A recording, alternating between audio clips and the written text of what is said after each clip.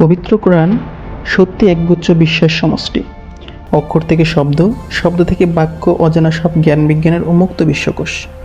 তেমনি যে গ্রহে বসবাস করি অর্থাৎ পৃথিবী, এ সম্পর্কে কোরআনে রয়েছে বৃহৎ তথ্যভাণ্ডার। মহান আল্লাহ তাআলা বলেন, বিশ্বাসীদের জন্য পৃথিবীতে অসংখ্য নির্দেশনাবলী রয়েছে। সূরা জারিয়াত আয়াত 23। আচ্ছা, এখন আসি পৃথিবী কিভাবে সৃষ্টি হয়েছে। তো এই বিষয়ে আমাদের মহান রব্বুল আলামিন কোরআন শরীফের মধ্যে সুন্দরভাবে বলে দিয়েছেন। চলুন জেনে নেওয়া যাক আসলে পৃথিবীর সৃষ্টির রহস্য কী। খুব বেশি দিনের কথা নয়, মানুষ জানতে পেরেছে মহাবিশ্বের সূচনা এক মহাবিস্ফোরণের মাধ্যমে হয়েছে। আইনস্টাইনের ক্ষেত্রে সমীকরণ থেকে ফ্রিডমান সমীকরণ। 1960 সালে মহাজাগতিক অণুতরঙ্গের চড়াই উতরাই পেরিয়ে বিজ্ঞান যখন ক্লান্ত, মানে 1960 সালে বিজ্ঞান গবেষণা করতে করতে বিজ্ঞান যখন ক্লান্ত হয়ে যায়, তখনই ঠিক দেখা গেল যে 500 বছর আগেই বিশ্বস্রষ্টা তার মহাগ্রন্থ আল কোরআনে এ ব্যাপারে স্পষ্ট জানিয়ে দিয়েছেন। আসলে কথাটা কি? সূরা আম্বিয়া আয়াত 30 নম্বর। আল্লাহ পাক স্পষ্টভাবে বলেছেন, অবিশ্বাসীরা কি দেখে না যে সপ্তকাল ও পৃথিবী পুঞ্জীভূত হয়েছিল, অতঃপর আমি উভয়টি এক মহাবিস্ফোরণের মাধ্যমে সূচনা করেছি। এখানে পুঞ্জীভূত বলতে বোঝানো হয়েছে যে সপ্তকাশ ও পৃথিবী দুটো একত্রিত হয়েছিল, মানে কোনো বসবাসের যোগ্য ছিল না। সেখানে আল্লাহ তাআলা মহাবিস্ফোরণের মাধ্যমে দুইটাকে আলাদা করে দিয়েছে এবং পৃথিবী সৃষ্টি করেছে। আচ্ছা, এই সময়কালটা কত ছিল?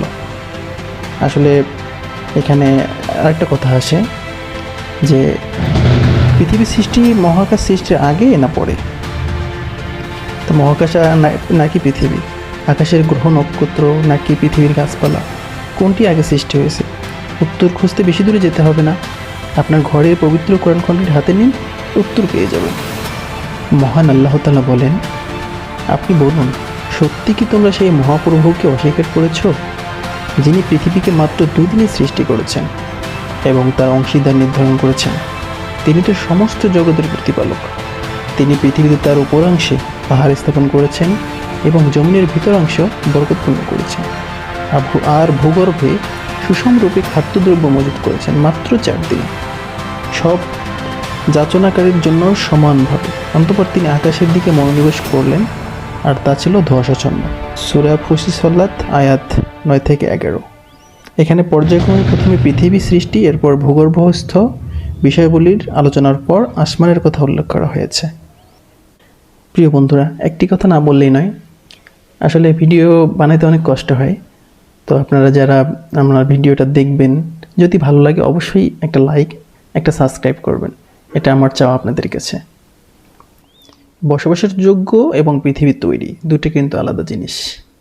আমরা পৃথিবী তৈরি বলতে বোঝাচ্ছি যে আমরা একটা ঘর তৈরি করব। আমরা ঘরের কাঠামো, ঘরটা যখন তুলি, মানে বাড়িটা সম্পূর্ণ উঠানো হয়ে গেল। সম্পূর্ণ উঠানো হওয়া এক জিনিস, এবং ঘরের ভিতরে বসবাস করার জন্য যে আমরা আসবাবপত্র বা অন্যান্য কিছু যে রাখি, এইটা কিন্তু আর এক জিনিস। মানে এখানে ঘর তৈরি করতে যে সময় এবং ভিতরের জিনিসপত্র গোছানো, আসবাবপত্র আনার, এটা কিন্তু আর এক সময়।